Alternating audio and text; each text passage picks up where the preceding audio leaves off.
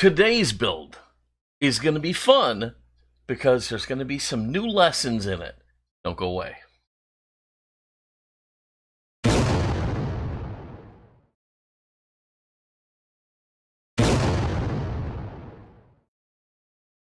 Hello everybody and welcome to Fat Guy Productions. I am Paul, coming to you as always from beautiful Las Vegas, Nevada. And indeed, today we're going to have a diecast restoration that's going to have some new things going on. And you're not going to want to miss it. So let's get right to work. So today we're going to be taking on a fun little Hot Wheel called the Seasider. Now the Seasider is really nothing more than a modified Fleetside. The bed is different, so it can hold a little boat. It's got an open hood so you can see the motor, and a few little changes in the body lines. It's a pretty cool little car, and it should be a lot of fun. Now, as you can see, mine's a little ratty. The base is loose where it connects to the body in the rear. I don't have the boat, but the motor's there, the glass is good, and I'm ready to go. So we're going to go ahead and drill this car apart.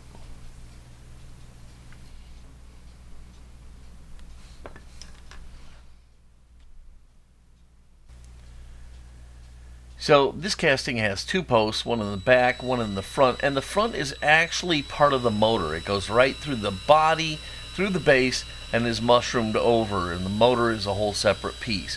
And also, unbeknownst to me, I'm going to have a problem here at the back of the casting with this post, and I'll talk more about that later on.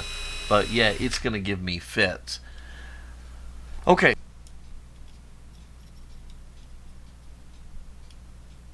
Okay, so with the post drilled apart, we can go ahead and pull the base off, and lo and behold, the motor just falls right out into my hands.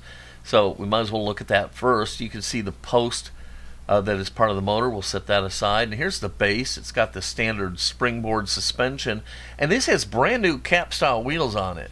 So I'm probably going to reuse those, and I'll talk about that more later on. Okay, here's the interior. We take that out, and boom, here's another problem. The window glass just falls apart. I thought it was completely solid, but it's going to prove me wrong. So, you know, I said glass solid. Glass said hold my beer. All right, here's part one. Here's part two. You can see it snapped right in half. And I don't have any Seasider glass in store. But then it hit me. This is just a Fleetside.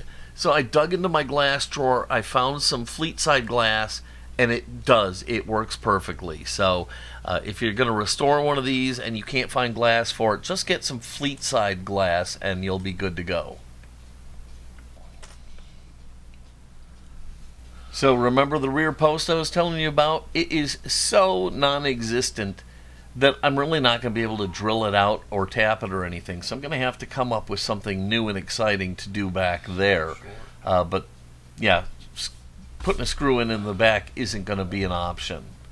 Anyhow, while I think on that, I'll go ahead and get the casting into the warm liquid goo phase. It should be a really good goo drop, and yep, it is. These big heavy cars always look great sinking down into the warm liquid goo.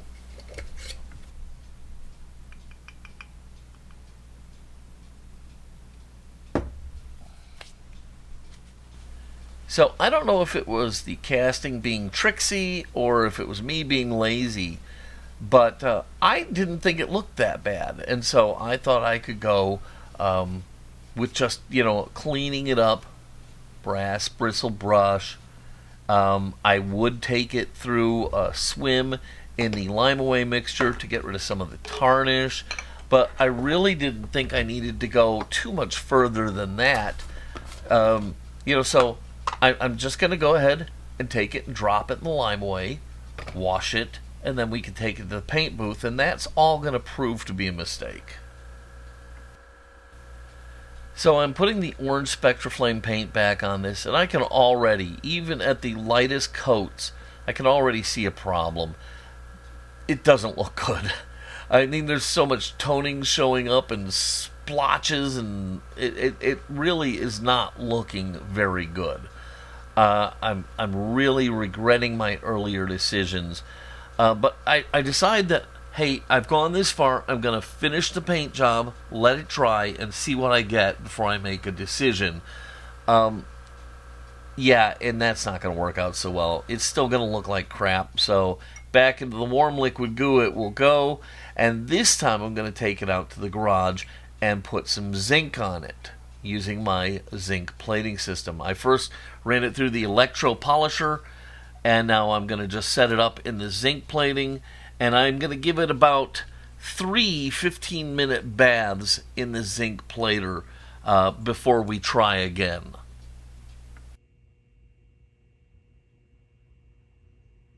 I do have a video that talks more about this process, but for those of you who don't understand it, basically the solution is an acidic bath filled with zinc particles, and by using a negative charge on the car and positively charging the fluid, it's taking those zinc particles and making them want to go to the casting and adhere.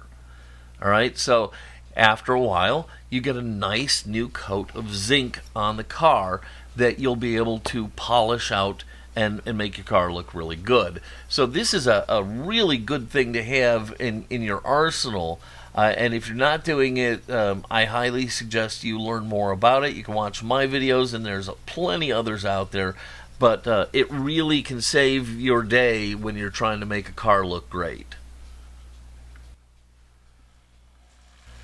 Okay, so we're out of the zinc bath, we've washed the car, we've hit it with the brass bristle brush and then some 4-0 steel wool, and now it's time for the Flitz to get this all beautiful and shiny.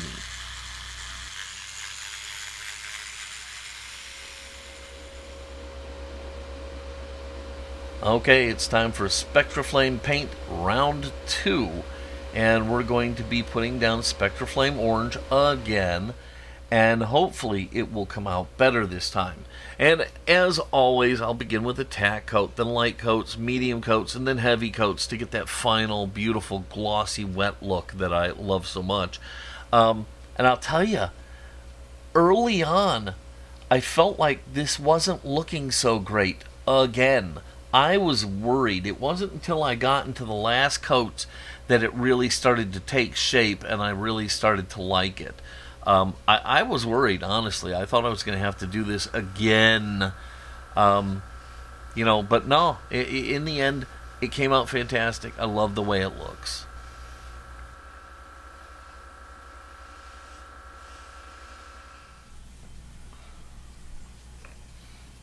Now, normally, I'll leave the wheels on to protect either the hub or the back part of a cap wheel assembly. But in this case, this casting came with brand new cap-style wheels on it. And even though they're the flush ones, they're not deep dish, they're chrome, and I really kind of am feeling the look here. So I'm going to take these off now, put them to the side, and save them so that I can reuse these. Now this time I'm positive about what I'm doing. I know that rarely happens, but yeah, the base is just slightly tarnished, and all it really needs is a bath in the lime-away mixture. So after it's done, I'll go ahead and wash it off, dry it, and then I'll go through my normal polishing with my brass bristle brush and my Flitz, and the base should come out looking pretty spectacular.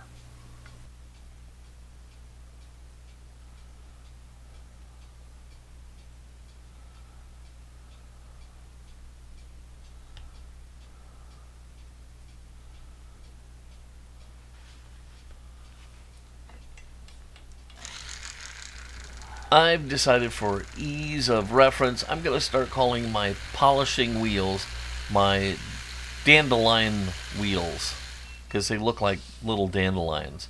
So I'm using one of my dandelion wheels, and you can find these through my Amazon store at www.amazon.com/shop/Paul Udelis.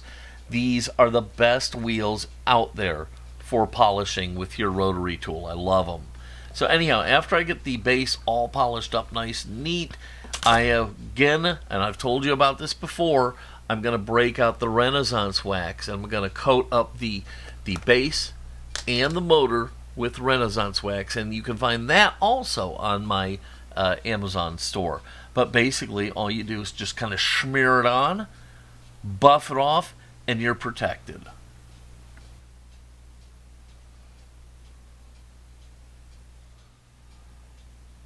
Alright, so it's time to put this casting back together, and I marry the glass to the interior and drop it in. Remember, that's a Fleetside window going in there, and it fits like a glove. I love it. And then once we get that all situated, we can go ahead and pop the base on, push the motor through, and screw the front end of the truck together.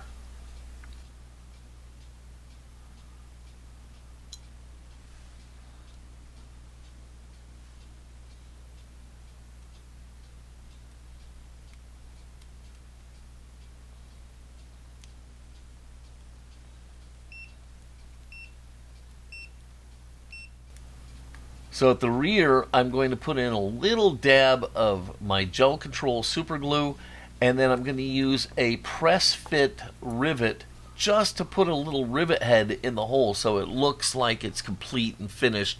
I didn't want to just have a hole there. So the CA is really holding the car together in the back, and the rivet is just for looks. And now we have a finished product complete with a replica boat.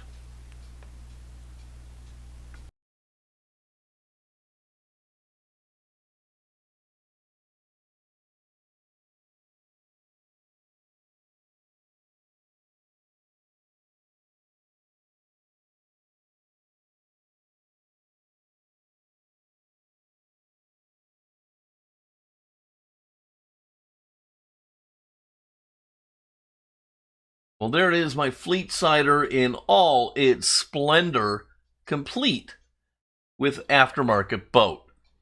I think it came out great. I had a lot of fun doing it. A few challenges along the way, but hey, those really just enhance the experience of doing this. This hobby is about making things happen and coming out with something that looks like that.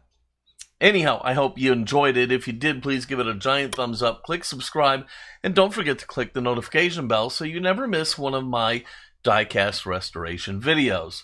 As always, if you have any questions or comments, leave them down below. I love to hear from you guys. Okay, that's it for today. I'm going to get out of here. Until next time, this is Paul from Fat Guy Productions saying, be good.